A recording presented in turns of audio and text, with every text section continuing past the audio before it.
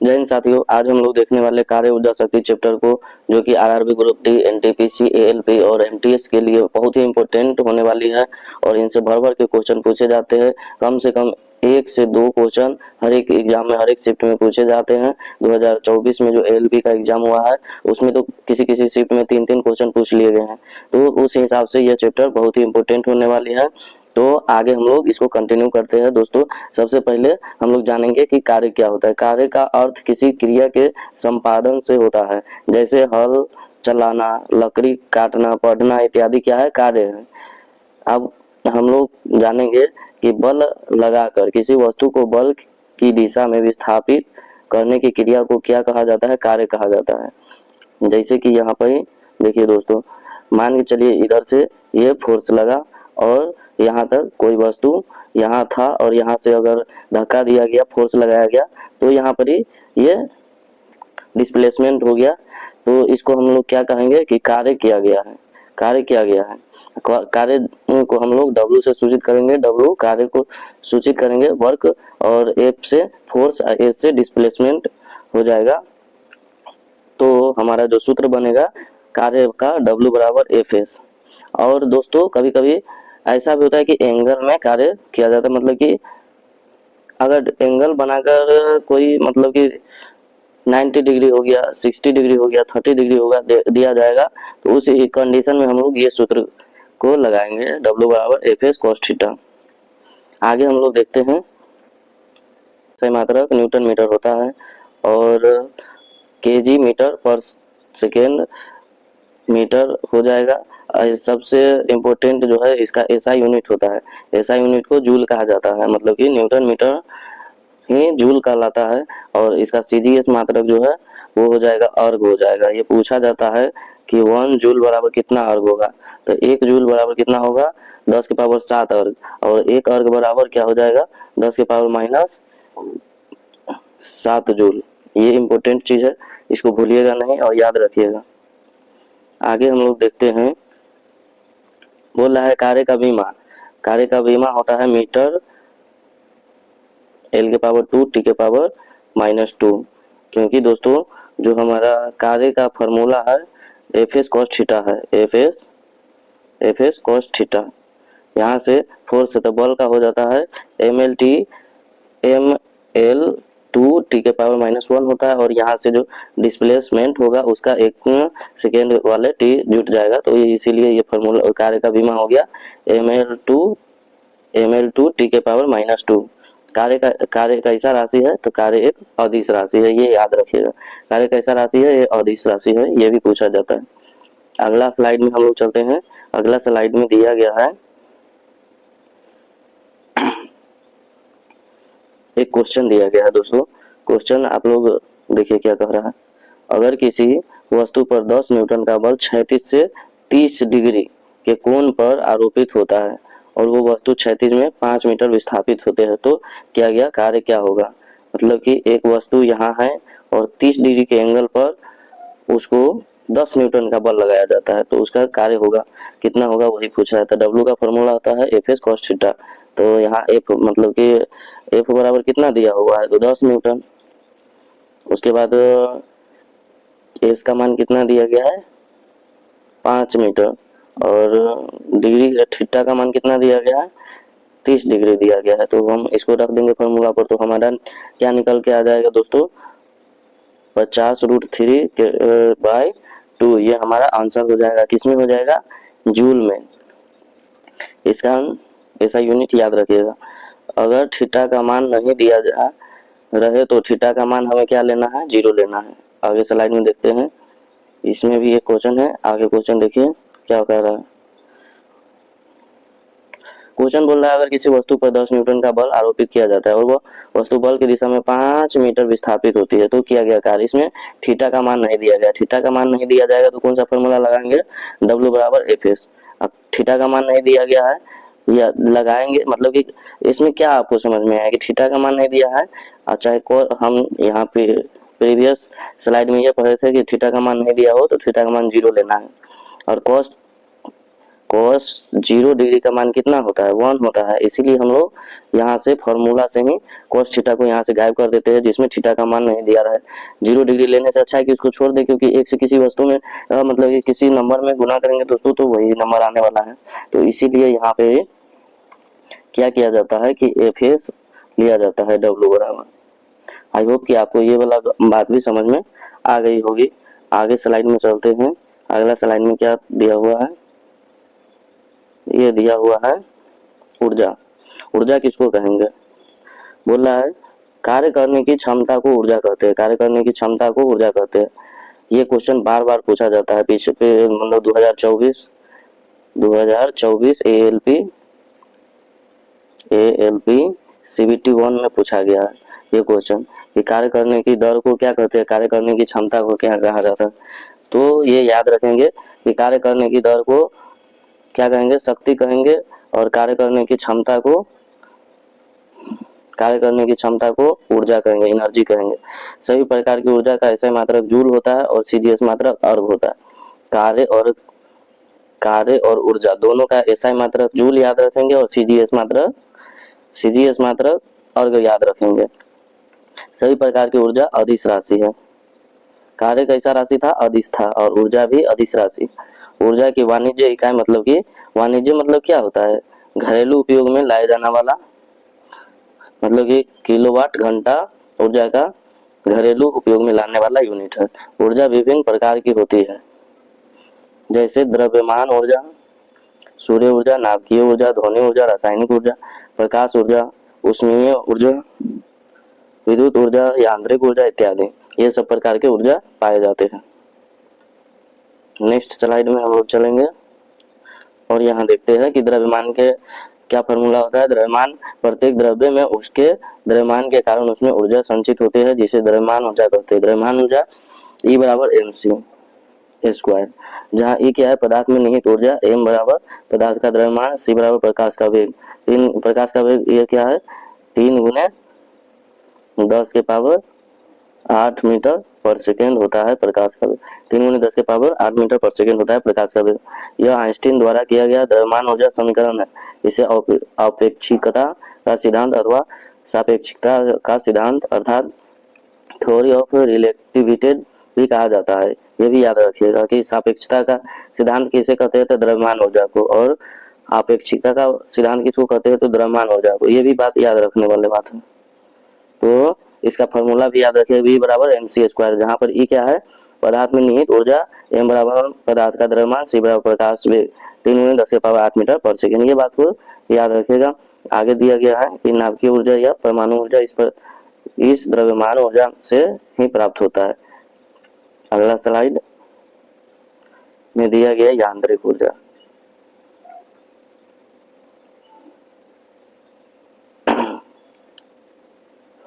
यांत्रिक ऊर्जा क्या होता है दोस्तों, यांत्रिक ऊर्जा 2 प्रकार के होते हैं, गतिज ऊर्जा और स्थितिज ऊर्जा, काइनेटिक एनर्जी और पोटेंशियल एनर्जी। गतिज ऊर्जा प्लस स्थितिज ऊर्जा बराबर यांत्रिक ऊर्जा, मैकेनिकल एनर्जी होता है। गतिज ऊर्जा, गति करने वाली वस्तु में गति ऊर्जा होती है। m द्रव्यमान की कोई वस्तु अगर v वेग से गतिशील है तो ये देखिए गतिज ऊर्जा का सूत्र क्या हो जाएगा,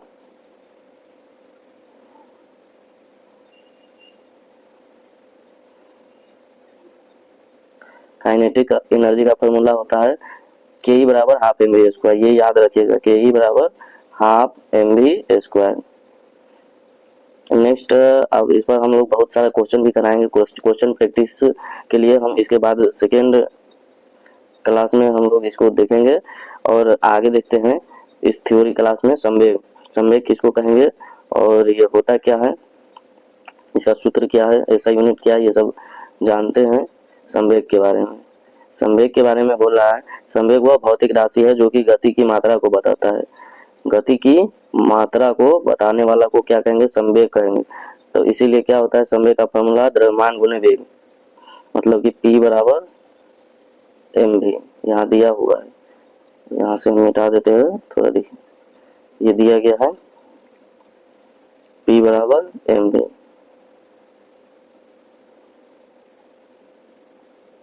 ये रहा, ये याद कर लीजिएगा। नेक्स्ट आगे देखते हैं कि इसका एसआई यूनिट क्या होता है, केजी मीटर पर सेकेंड। केजी मीटर पर सेकेंड। विमा क्या होता है, ml टी के पावर -1। और संवेग क्या है, सदिश राशि है। संवेग के बारे में सर्वप्रथम किसने खोज किया था, न्यूटन ने। संवेग का खोज किसने किया था सर्वप्रथम, न्यूटन ने संवेग के बारे में सर्वप्रथम बताया था कि संवेग क्या होता है। अगला स्लाइड में चलेंगे।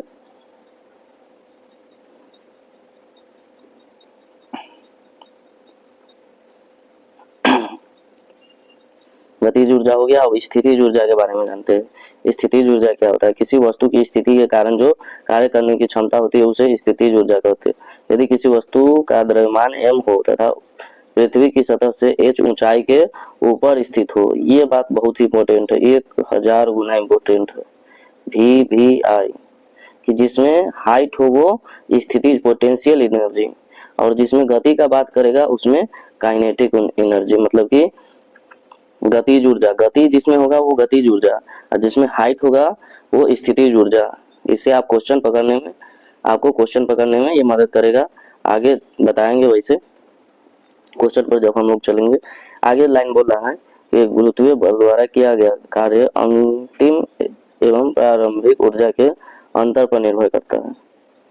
जल विद्युत संयोजन में संचित स्थितिज ऊर्जा को विद्युत ऊर्जा में रूपांतरित किया जाता है, जबकि यह प्रक्रिया जल के मतिज नहीं है, गतिज है, गतिज ऊर्जा द्वारा पूरा होता है। अब यहाँ से देखते हैं कि स्थितिज ऊर्जा का फॉर्मूला क्या होता है, mgh, जहाँ m बराबर क्या हो जाएगा, द्रव्यमान, g बराबर क्या होगा, ग्रेविटी, मतलब कि ग्रेविटी कितना होता है, 10 न्यूटन होता है। ऐसे तो बुक में रहेगा, कहीं कहीं दिया रहेगा 9.8 न्यूटन, कहीं कहीं दिया रहता है 10 न्यूटन लगभग में मान। और जी का मान क्या होता है, एच बराबर क्या होता है, हाइट, HIGHT, हाइट।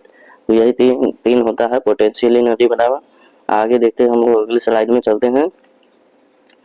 अगले स्लाइड में बोल रहा है दोस्तों कि स्प्रिंग की स्थितिज ऊर्जा, स्प्रिंग में जो स्थितिज ऊर्जा संचित रहता है उसके बारे में बोला। अगर किसी स्प्रिंग की लंबाई में परिवर्तन x हो और स्प्रिंग नियतांक का मान k हो, तो उस स्प्रिंग की स्थितिज ऊर्जा क्या होगा। तो उस स्प्रिंग का स्थितिज ऊर्जा क्या होता है, हाफ के एक्स स्क्वायर। ये भी फॉर्मूला याद रखिएगा, जब हम लोग क्वेश्चन बनाएंगे तो इसका उपयोग करना पड़ेगा। अब 4 यहाँ पर इसका वो होता है, केस होता है। पहला केस में है, यदि कोई वस्तु मतलब कि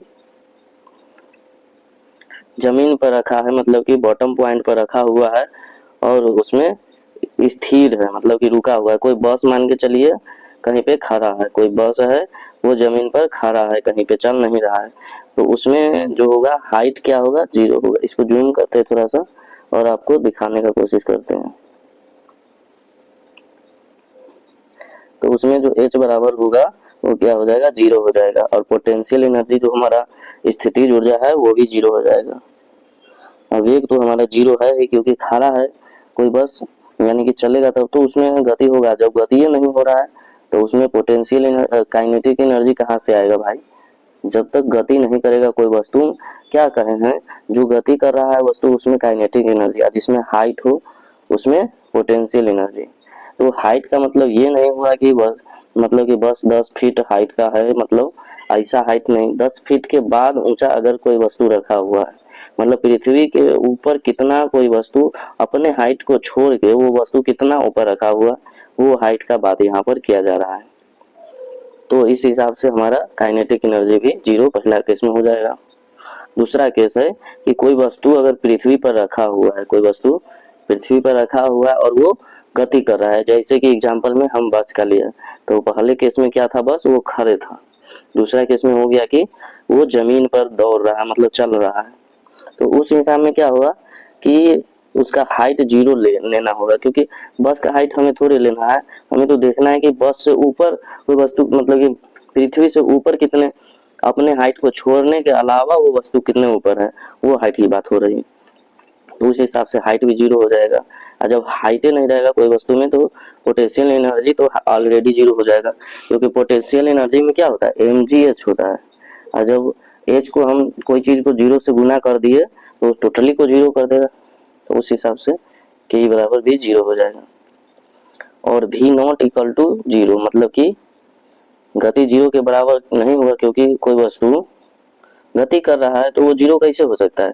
मान के चलिए कि आप चल रहे हैं, कोई कहा आप रुके हुए हैं, तो आप मानिएगा नहीं मानिएगा। उसी हिसाब से यहाँ पर ही दे रहा है कि v not equal to zero, तो इसी हिसाब से क्या होगा kinetic energy not equal to zero, क्योंकि जब भाई वेग है तो काइनेटिक एनर्जी तो ऑलरेडी होगा उसमें। अगला हमारा तीसरा केस है कि मान के चलिए ये ऊंचाई है बस की, यही ऊंचाई की बात हम कर रहे थे कि ये ऊंचाई बस की है, बस की उसके बाद ये वस्तु कोई है जो यहाँ पे रखा हुआ है बस के ऊपर, इतना ऊपर मान के चलिए बस के ऊपर एक आदमी खड़ा है, तो वो आदमी का अब हाइट लिया जाएगा। तो उस स्थिति में बस के ऊपर जो हाइट है वो जोड़ा जाएगा कि हाँ तो इस वस्तु में हाइट है, तो क्या होगा वो स्थिर है, मतलब कि वो आदमी क्या है खड़ा है बस पर, चल थोड़े रहा है आदमी, तो आदमी का क्या होगा वेग हो जाएगा जीरो, यहाँ दिया हुआ। तो जीरो जब ये वेग होता है काइनेटिक एनर्जी भी जीरो। और यहाँ पर ये दे रखा है, थोड़ा सा दिखाते हैं आपको कि जब height is not equal to zero तो potential energy is not equal to zero. चौथा केस में देखेंगे कि यदि कोई वस्तु हाइट पर रखा हुआ है लेकिन वो गति भी कर रहा है, इसका मतलब किसी वस्तु का हाइट भी और गति भी कर रहा है, उस कंडीशन में जो होगा वो वेग भी equal not equal to zero, kinetic energy not equal to zero, और मतलब हाइट भी है तो पोटेंशियल एनर्जी भी नॉट इक्वल टू जीरो। यही चारों केस रहता है और इसी से ऑब्जेक्टिव बनता रहता है। कभी इसमें से कोई एक दे देगा और दूसरा गायब कर देगा। बताइए इसमें की गति हो रहा है, काइनेटिक एनर्जी होगा, पोटेंशियल एनर्जी, कौन जीरो होगा कौन क्या होगा, यही इसमें फंसाता रहता है क्वेश्चन। मतलब कि यही कॉन्सेप्ट आपका क्लियर होना चाहिए। नेक्स्ट स्लाइड में चलते हैं। नेक्स्ट स्लाइड में दिया हुआ है दोस्तों स्थितिज ऊर्जा के उदाहरण। कह रहा है स्थितिज ऊर्जा के उदाहरण, तना हुआ धनुष या स्प्रिंग, दबा हुआ गद्दा, हाथ में पकड़ा हुआ पत्थर, छत से लटका हुआ पंखा, आकार में बदलाव के कारण शरीर में प्रत्यास्थ स्थितिज ऊर्जा होता है। मतलब कि पेट को फुलाना पचकाना ये क्या होता है स्थितिज ऊर्जा हो गया, पोटेंशियल एनर्जी के कारण होता है। क्वाइल स्प्रिंग को दबाने या फैलाने से स्थितिज ऊर्जा बढ़ता करता है।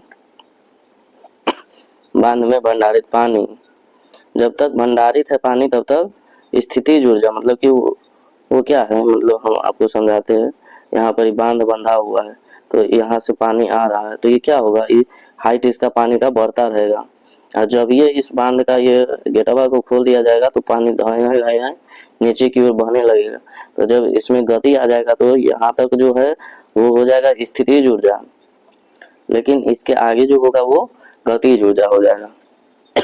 तो वही बता रहा है बांध में भंडारित पानी, चाबी वाली घड़ी या खिलौना, तना हुआ गुलेल इत्यादि। आगे हम लोग देखते हैं गतिज ऊर्जा का उदाहरण।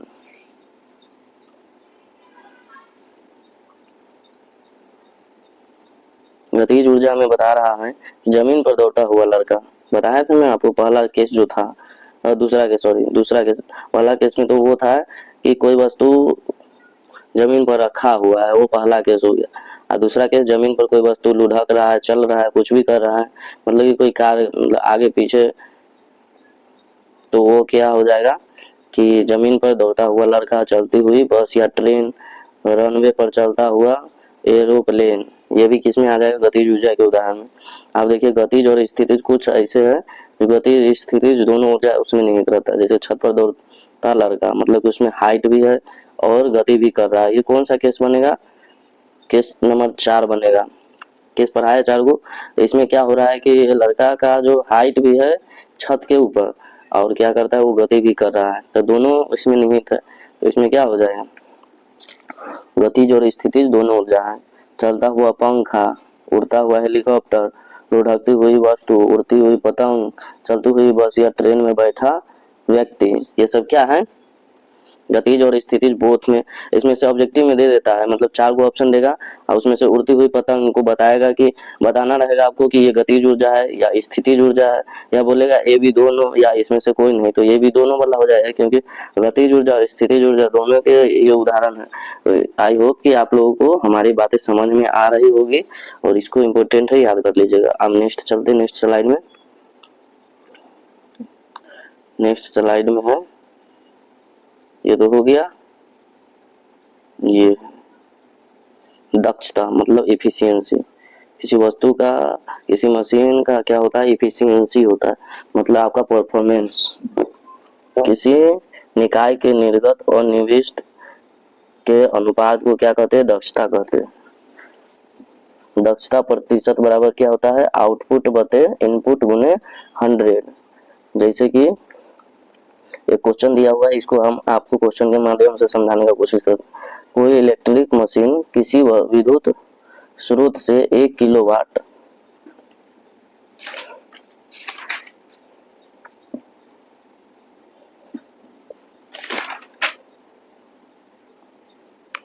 कोई इलेक्ट्रिक मशीन किसी विद्युत स्रोत से 1 किलोवाट की शक्ति लेकर 1 एचपी की शक्ति देता है। इस मशीन की दक्षता क्या होगा? तो क्या होगा दक्षता, इसका दक्षता प्रतिशत निकालना है। तो इसका आउटपुट ऊपर में होगा, लिखा यहाँ लिखा हुआ आउटपुट बटे इनपुट, इनपुट गुने 100, ये हमारा फॉर्मूला है, ये फॉर्मूला है। हमें दिया क्या क्या गया है, 1 एचपी का कोई क्या है, 1 एचपी का मशीन है और उससे क्या होता है कि 1 किलोवाट की ऊर्जा मिलती है, गुने 100। आप लोग जानते होंगे कि 1 एचपी बराबर 746 वाट होता है। इसको क्या किए हम, एसआई यूनिट में तोड़ दिए हैं। सारे को एसआई यूनिट में लेना इम्पोर्टेंट है। तो 746 वाट बटे में 1 किलोवाट, मतलब क्या हो गया, 1 किलोवाट बराबर होता है 1000 वाट। अब दोनों देखिए क्या है कि एसआई यूनिट में आ गया, एसआई यूनिट में आ गया। अब हम इसको कटपीट करेंगे, जैसे कि अब इसको काटिए, कितना होगा, गुने 100 भी है यहाँ पे।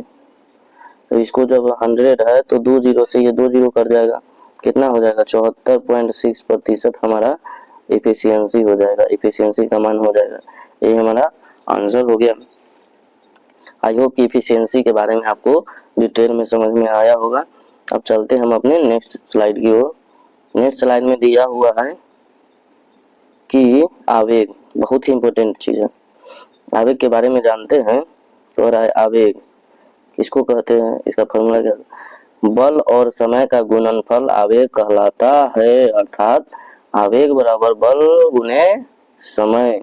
आवेग भार की मात्रा को बताता है, आवेग भार अर्थात बल की मात्रा को बताता है। आवेग का ऐसा unit Newton second, Newton second. क्या है कि बल का न्यूटन और समय का, बल का न्यूटन, समय का सेकेंड। आवेग का ऐसा यूनिट न्यूटन सेकेंड, या इसको व्यवहारिक रूप में लिखेंगे तो केजी मीटर सेकेंड पर सेकेंड स्क्वायर। आगे देखिए, आवेग की बीमा क्या होता है, ml t के पावर -1। आवेग सदिश राशि है, कौन सी राशि है, सदिश राशि। संवेग, संवेग हो गया, आवेग हो गया, आवेग, ये कौन सा राशि हो गया, सदिश, सदिश। और कार्य और ऊर्जा, कार्य और ऊर्जा, कार्य ऊर्जा कौन सी राशि है, ये हो गया अदिश राशि, अदिश। ये बात को याद रखिएगा कि कार्य ऊर्जा अदिश राशि है और संवेग आवेग सदिश राशि है। वेरी वेरी इंपॉर्टेंट है, ऐसा यूनिट याद करना पड़ेगा आपको, क्योंकि जब तक ये एक नंबरी में आएगा आपको समझ में नहीं आएगा, आप एक उस क्वेश्चन गलती कीजिएगा, हजारों बच्चे के पीछे चले जाइएगा। तो कंपटीशन में थोड़ा यही सब छोटी छोटी बातें को याद करनी पड़ती है। आगे देखते हैं, ये है शक्ति, शक्तिमान वाले शक्ति नहीं, ये पावर वाले शक्ति, पावर स्टार वाले शक्ति। कार्य करने की दर को शक्ति कहते हैं। हम आपको पहले ही बताए थे, कार्य करने की क्षमता, क्षमता, क्षमता को क्या कहेंगे? ऊर्जा कहेंगे। और इसके दर को क्या कहेंगे?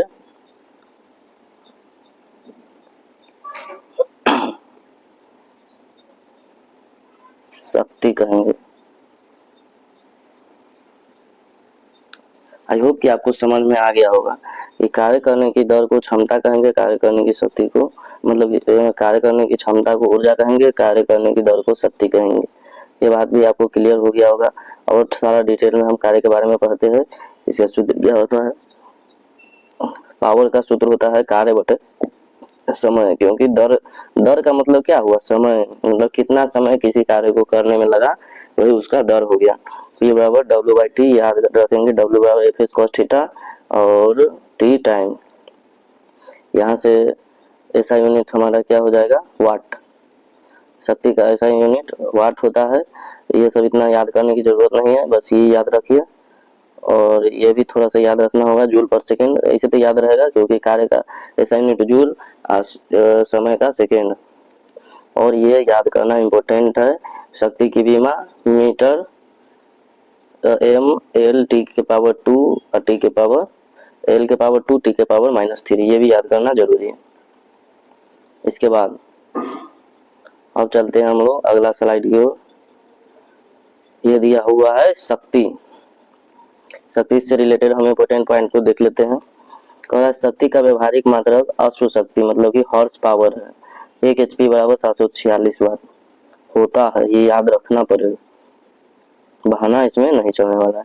शक्ति का औद्योगिक मात्रक अश्व शक्ति HP है। जनरेटर या मोटर की शक्ति को HP में व्यक्त किया जाता है।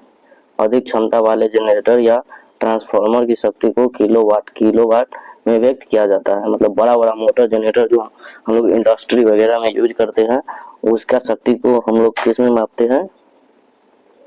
किलोवाट में। आगे देखते हैं क्या दिया हुआ है। बड़े यंत्रों की शक्ति HP में व्यक्त किया जाता है। 1 HP बराबर 746 नोट। कार्य करने की क्षमता को क्या कहते हैं? कार्य करने की क्षमता को ऊर्जा कहते हैं। कार्य करने की दर को शक्ति कहते हैं। ये दोनों बात को घोंट घोंट के पी जाना है।